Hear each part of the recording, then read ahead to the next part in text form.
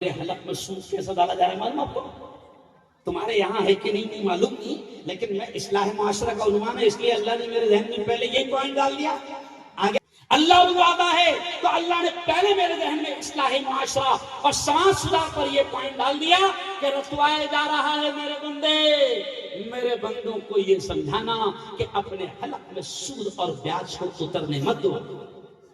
और ये बदमाश क्या कर रहे हैं आपको पता भी नहीं चल रहा। हमारे यहाँ एक लोन चलता है, तुम्हारे यहाँ चलता कि नहीं चलता नहीं मालूम, हमारे यहाँ एक लोन चलता है, वो सिर्फ औरतों को दिया जाता है। महाराष्ट्र में उसको कहते हैं बचत गट। महाराष्ट्र में क्या कहते हैं? बचत गट। यहाँ भी चलता है क्या? अच्छा, मतलब यहाँ भी तुम पर मेहरबान है बैंक वाले। माशाल्लाह, मैं समझता था हमारे अच्छे दिन आएंगे, मुझे ऐसा लगता तुम्हारे भी अच्छे दिन आएंगे। यहाँ तुमको भी दिया जा रहा है, तुम्हारी माओ बेटियों बहनों को भी दिया जा रहा है। क्या बोलते हैं उसको यहाँ पर? समूह लोन। हमारे यहाँ कहते महाराष्ट्र में बचत गट। 7 साल पहले मैंने महाराष्ट्र में बंद करवा दिया। 7 साल पहले। आपको मालूम है क्या हो रहा है?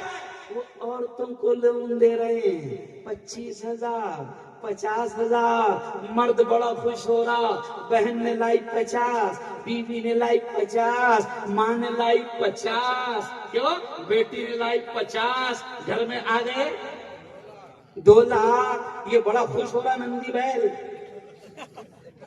क्या?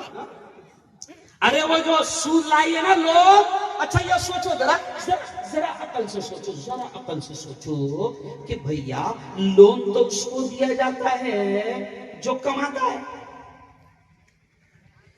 बैंकों का उसूल है, बहुत काम की बात अल्लाह ने ज़हन में डाल दिया रतवाए वालों, लोन उसको दिया जाता है। अगर मुफ्ती हारून अभी 10 लाख रुपए लोन लेने जाएगा तो सबसे पहले बैंक ये देखेगी कि मुफ्ती हारून के पास 20 लाख की प्रॉपर्टी है या नहीं।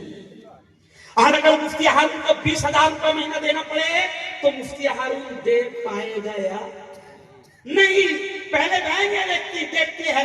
लेकिन औरतों को देने के लिए, जबकि दुनिया जानती है कि औरत तो कमाने नहीं जा रही, फिर औरतों को क्यों दे रहे भाई? जरा सोचो तो सही, कुछ तो होगा ना मामला।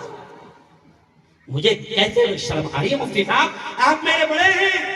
महाराष्ट्र में क्या हुआ कि इन कमीनों ने औरतों को समूह लोन के नाम पर, बचत गट के नाम पर इनको लोन दिया।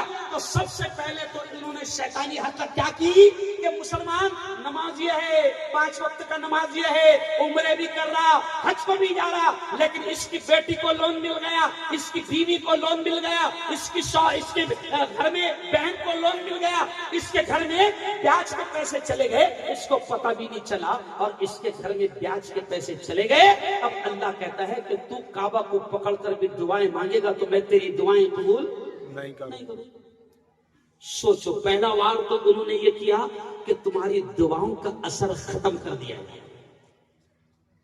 दूसरी चीज मुझे कहते हुए शर्म आ रही है, अल्लाह करे कि यहां ना हो, लेकिन महाराष्ट्र में ऐसे वाकयात हुए कि इन कमीनों ने औरतों को लोन देकर, अगर 1 लाख रुपए औरत को लोन दिया गया और अल्लाह न करे अगर उससे लोन के पैसे भरे नहीं गए, किस्त भरी नहीं गई, तो फिर इन शैतानों ने हमारी माओ बहनों और बेटियों को गलत कदम उठाने पर मजबूर भी किया। जरा सोचो, मैं समझता हूं मुफ्ती साहब कि अगर आज के जलसे में रतवाए में यही बात अगर एक मुसलमान की भी समझ में आ गई तो कसम अल्लाह की हमारा आज का जलसा कबूल हो जाएगा। मत खिलाओ ओ मेरे यारो, इन छोटे छोटे मासूम बच्चों को ब्याज का पैसा इनके हलक में उतरने मत दो, समूह लोन का पैसा इनके हलक में उतरने मत दो। अरे ऐसे खतरनाक वाकयात हो रहे हैं कि 1-2 जगह तो हमारे लोगों ने कमेटी बनाकर वो समूह लोन वालों का लोन भरा, मगर उन कमीनों को औरतों के बीच में आने नहीं दिया। अच्छा, स्कीम क्या है मौलाना उनकी? औरतें ही रहेंगी। तो भैया जब सारी औरतें गांव में जमा है तो तू क्यों आ रहा? नहीं समझे मेरा इशारा? आएगा कौन? मर्द। अरे हमारी खैरत मर गई, हमारी शर्म मर गई कि 10-20 औरतें 50 औरतें हमारी मुसलमानों की ईमान वालों की जमा हैं और एक मर्द के साथ में वो बैठकर लोन के बारे में बात कर रही है और मीटिंग कर रही है, और हर हफ्ते और 15 दिन के बाद में वो आ रहा और हमारी औरतों को वो जमा कर रहा। कभी अपनी अकल से सोचो तो सही क्या चल रहा है। हमारे नबी ने क्या कहा है सुनो, कि अगर बुराई को होता देखो तो हाथ से रोकने की ताकत है, हाथ से रोको। हाथ से रोकने की ताकत नहीं है, ये मुफ्ती हारून चिल्ला रहा है कि जबान से रोको। नबी ने कहा कि हाथ से नहीं रोक सकते तो जबान से। आज मैं रतवाए वालों आपको पैगाम देता हूं कि अगर किसी ने गलती से अपने घर में समूह लोन ला लिया होगा, कोई बात नहीं, कोई बात नहीं मेरे यारो, अल्लाह गफूरुर रहीम है, अल्लाह माफ करने वाला है। 2 रकात सलात तौबा पढ़ना और कोशिश करना कि आपकी बहन, आपकी बेटी, आपकी बीवी, आपकी माँ उस ब्याज वाले लोन से अल्लाह उसको आजाद करे।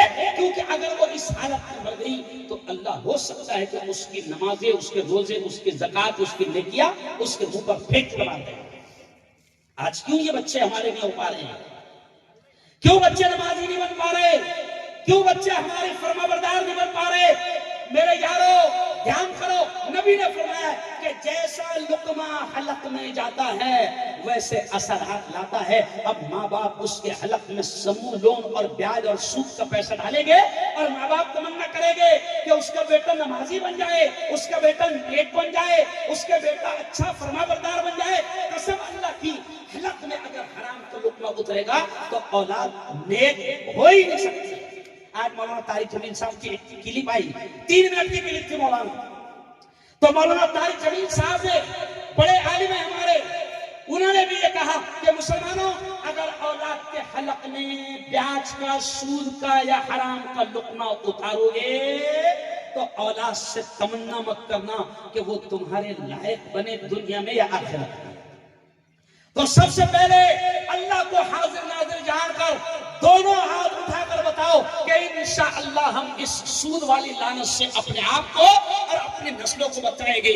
दोनों हाथ उठाकर बताओ माशाअल्लाह, माशाअल्लाह। और अब दूसरी अहम